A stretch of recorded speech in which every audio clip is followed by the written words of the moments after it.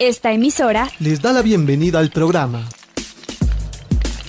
Encuentros con la Filosofía, para conversar poniendo en duda nuestras certezas, con la participación abierta de profesores de la Universidad Politécnica Salesiana, de la Universidad Central del Ecuador, de la Universidad Andina Simón Bolívar.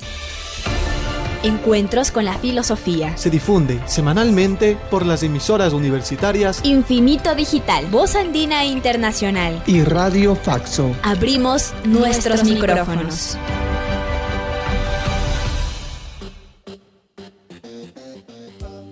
Bienvenidos y bienvenidas al programa Encuentros con las Filosofías. Les saluda Edison Aguilar Santa Cruz. Es un gusto encontrarnos esta semana en la serie temática estética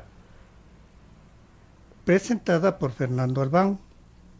Recordemos que una serie temática tiene el propósito de acercarnos a temas filosóficos poco conocidos o ignorados y propiciar diálogos con otros saberes, conocimientos y otros territorios de pensamiento. Saludo a Tito Chela en la cabina de Radio Voz Andina Internacional. Doy la bienvenida a Fernando Albán, quien estudió literatura en la PUCE y luego filosofía y lingüística en París y Lyon, Francia.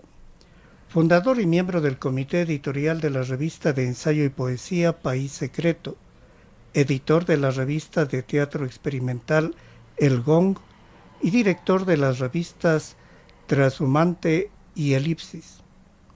Autor editor de los libros colectivos La Cuadratura del Círculo, 4 ensayos sobre la cultura ecuatoriana, 2006, Fulgor del Instante, Aproximaciones a la poesía de Iván Carvajal, 2008.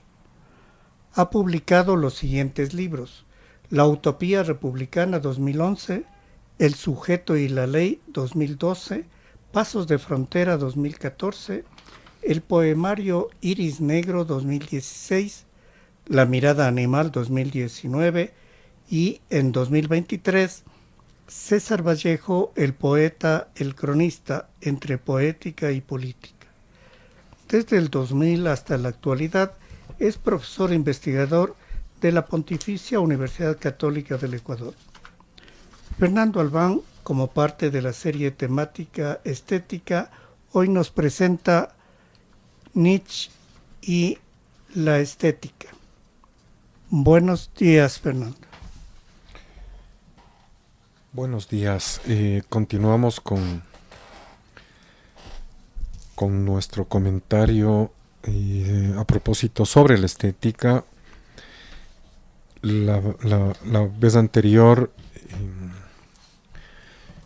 trabajamos en algunas sesiones de la estética de Hegel y ahora vamos a continuar con el pensamiento filosófico de Nietzsche sobre el arte. Es importante señalar eso, puesto que Nietzsche no tiene una estética, ¿no? Nietzsche no formaliza el arte al punto de llevarlo a un pensamiento estético, como lo hace Hegel. Es decir, en Hegel tenemos la estética, además que es un trabajo bastante extenso, ¿sí? Son algunos tomos de la estética de Hegel. En Nietzsche no se encuentra eso, pero lo que sí se encuentra es un pensamiento sobre el arte que está expandido a lo largo de todas sus obras filosóficas. El arte está extremadamente presente en el pensamiento de Nietzsche, insisto, no como estética, no sistematizado en un corpus que tenga el nombre de estética, como ocurre en Hegel, pero está diseminado a lo largo de toda su obra reflexiones acerca del arte. comentarios acerca del arte, toma de posiciones en relación al arte, y eso es importantísimo señalar, y esto tiene que ver fundamentalmente con su antiplatonismo, ¿no? Digamos, el pensamiento nietzscheano, una de las claves de comprensión del pensamiento nietzscheano, filosófico nietzscheano, es su posicionamiento en contra de Platón, ¿no? Hay un antiplatonismo desde el inicio de su deriva filosófica, llamémosla así. Hay un antiplatonismo marcado. ¿Qué significa eso? Eso significa que si Platón construye la figura del filósofo rey desde la República, posiblemente su diálogo más importante, Nietzsche, en cambio, va a construir la figura del filósofo artista. Entonces ahí ya está, de alguna manera, bosquejado el recorrido que va a seguir Nietzsche a propósito de su reflexión sobre el arte, de su posicionamiento antiplatónico y de la construcción de su identidad filosófica, que tiene muchísimo que ver con la afirmación del arte por sobre la filosofía. Esta es una característica del pensamiento nietzscheano. Y ahí también habría que distinguirlo de la propuesta hegeliana. No hay que olvidar que Hegel, al final de la estética, establece el fin del arte, cuyo término es el romanticismo, y es el momento en que el arte va a ser relevado, dialécticamente relevado, por la filosofía. En Nietzsche ocurre de manera inversa. Podríamos considerar que la posibilidad de la realización práctica del pensamiento filosófico es el arte, porque el arte es un pensamiento que no se queda en lo especulativo para Nietzsche, sino que deriva en lo práctico, en la producción de realidad, digamos. El arte, a diferencia de la filosofía, produce, genera, es productor de realidad. Entonces, en ese sentido, es quien toma el relevo de la filosofía. En el caso de Nietzsche, es del arte, por esta capacidad de producción práctica. Entonces, ahí hay que deslindar el pensamiento que Nietzsche tiene en cuanto al arte de la propuesta hegeliana, ¿no es cierto? Entonces lo vamos a diferenciar de Platón, puesto que en Nietzsche la figura que se va a ir construyendo es la del filósofo artista, a diferencia de Platón, que era el filósofo rey, y a diferencia de Hegel, quien tiene la primacía como forma de saber y de actividad humana, en el caso de Nietzsche, es el arte frente a la filosofía. Entonces ahí hay dos maneras importantísimas como Nietzsche establece una distancia con respecto a Platón, que sería de alguna manera quien pone las bases de la racionalidad occidental según Nietzsche, y quien produce una síntesis de la racionalidad occidental muchos años después, es Hegel. Entonces toma distancia Nietzsche en relación a los dos, y fundamentalmente esa distancia tiene que ver con el pensamiento del arte. ¿De acuerdo? Eso es lo que está ocurriendo acá, ¿no? Entonces, bien. Voy a referirme fundamentalmente a dos textos. El uno es del libro del filósofo y el otro, que es uno de los textos iniciales de Nietzsche. Podría haber retrocedido un poco más y encontrar el nacimiento de la tragedia. Posiblemente me refiera brevemente a ese texto también, pero quiero centrarme fundamentalmente en el libro del filósofo y en un texto posterior, uno de los últimos textos de Nietzsche, que es El crepúsculo de los ídolos, para referirme a ciertos pasajes fundamentalmente en relación a este último texto. En el libro del filósofo, la primera parte, que es la más importante, tiene como subtítulo, dice, El último filósofo. El filósofo, consideraciones sobre el conflicto del arte y del conocimiento. Entonces, un poco ese es el contexto inicial, ¿no es cierto? Ahora, volvamos un poquito para decir algo en relación al tema de Platón y el filósofo rey y Nietzsche, el filósofo artista. Nosotros empezamos con Platón este curso de estética y señalamos ahí como una de las decisiones finales que toma en la República el filósofo rey es expulsar a los artistas de la ciudad, privar a la ciudad del arte.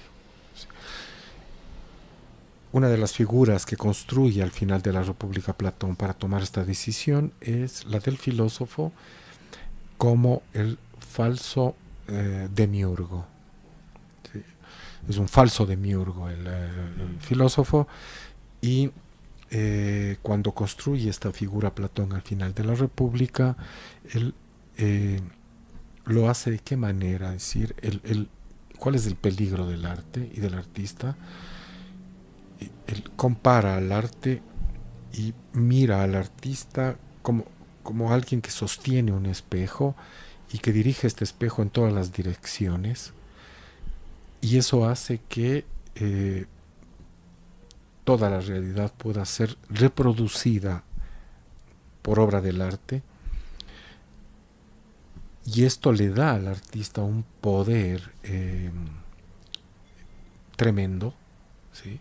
Porque es el que está en condiciones de reproducirlo todo. Pensemos que él tiene en sus manos un espejo y que lo dirige en todas las direcciones, y todo se reproduce de manera idéntica, exacta, al punto de que no se puede discernir entre el original y la copia. Este es el poder del arte.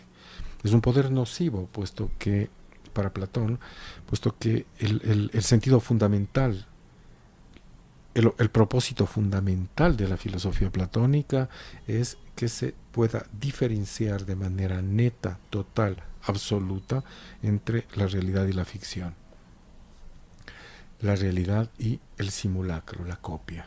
No se pueden confundir esos dos órdenes, de lo contrario se produciría un descalabro en cuanto al sentido fundamental del platonismo. Hay que distinguir. La actividad artística tiende a borrar el límite entre lo real y el simulacro, la ficción, la imitación, y eso es altamente peligroso. Entonces, por eso habla de este falso demiurgo, ¿no? Que sería el artista. Esto lleva a la expulsión del artista y del arte de la ciudad. Nietzsche, en cambio, se posiciona en su filosofía desde la figura del filósofo artista. ¿Sí?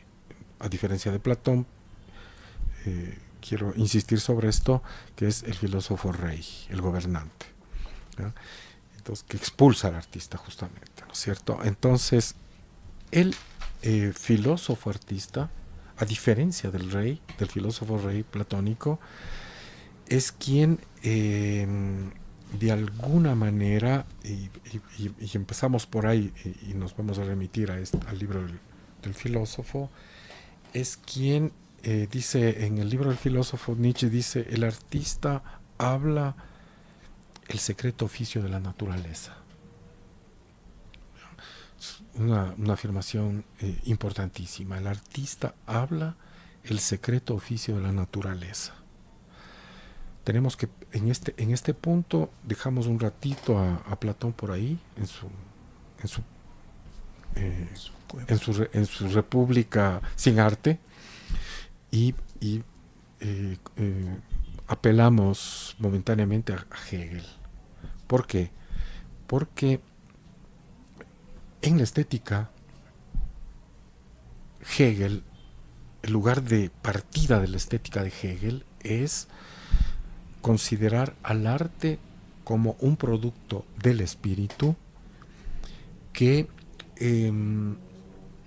está por sobre la naturaleza. El arte está por sobre la naturaleza.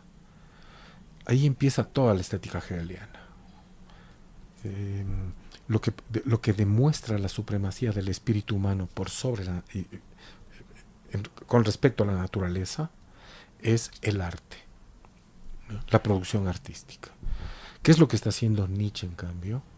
Nietzsche considera que el arte, el artista, habla el lenguaje de la naturaleza. Entonces acá hay un cuestionamiento que tiene que ver con la manera como se inicia, cómo comienza la consideración del arte por parte de Hegel en la estética. Hay una relación de continuidad, en el caso de Nietzsche, entre el arte y la naturaleza. En este punto, Nietzsche establece vínculos,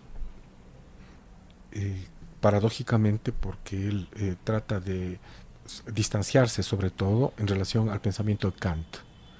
¿Ya? Para Kant,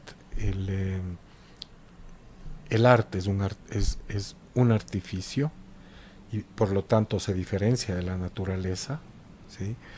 Pero el artista que llega a un nivel importante, en el caso de Kant, tiene que borrar el artificio en beneficio de la naturaleza, de lo natural. La obra de arte tiene que verse natural. Ese es Kant, ¿no es cierto? Sí, establece la distinción entre artificio y naturaleza, pero en definitiva hay un retorno a lo natural en el caso del arte. La obra de arte consumada es natural, ¿sí? Debe verse natural, debe dejar fuera el artificio. Bien, entonces este es, ¿no es cierto? ¿Y por qué para Nietzsche el arte tiene que ver es una prolongación de la naturaleza, es el secreto oficio de la naturaleza? Ese es el artista, es quien ejecuta el secreto oficio de la naturaleza. ¿Por qué? Porque el arte tiene que ver con la capacidad del ser humano en tender velos. Y la naturaleza es el ámbito fundamental de el velo. La naturaleza surge, se suscita, aparece siempre velada. Entonces, esta capacidad humana en cuanto a poner velos, velar, ¿sí? No sé si se me entiende ahí, estoy utilizando correctamente este término, ¿sí? De alguna manera se muestra oculta. Es propia del arte, ¿sí? Poner velos. Es decir, tanto el arte como la naturaleza apelan a la ilusión. Para la naturaleza, digamos, pongámoslo de otra manera, la naturaleza necesita de la ilusión. Cuando el ser humano recurre al arte, se mueve en conformidad con esta necesidad natural que es la necesidad de la ilusión.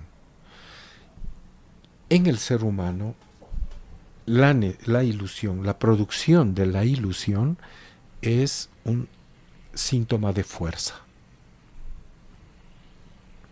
Todo esto suena bastante curioso y paradójico, ¿no? La producción de la ilusión es una fuerza. Ese es el lugar de partida de la reflexión sobre el arte en el caso de Nietzsche. Entonces, ¿por qué? ¿Cierto? ¿Por qué habría que poner la producción de velos, el ocultamiento, la ilusión como del lado de la fuerza? Y en el caso del ser humano, del artista, ¿sí?, del lado de la naturaleza, en consonancia con la naturaleza. ¿Por qué? Porque gracias al velo, la naturaleza se vuelve intratable, incontrolable, no puede ser o se niega a ser sometida por cualquier acción encaminada a buscar ese propósito.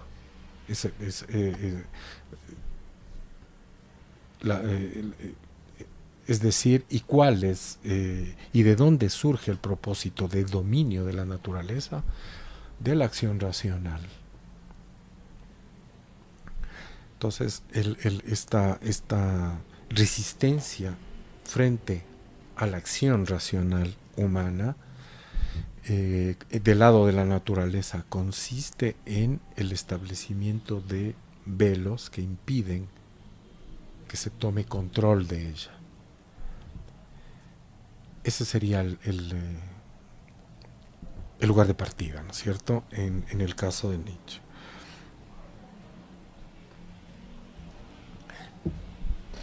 Bien, hasta aquí estamos, ¿no es cierto? ¿Sí? De aquí surge una cuestión importante, se suscita una cuestión importante en el caso de Nietzsche. Dice, la obra de arte, para referirse a la obra de arte, dice, es la superficie de las cosas, las superficies de las cosas concentradas en el espejo del ojo. Esa es la obra de arte.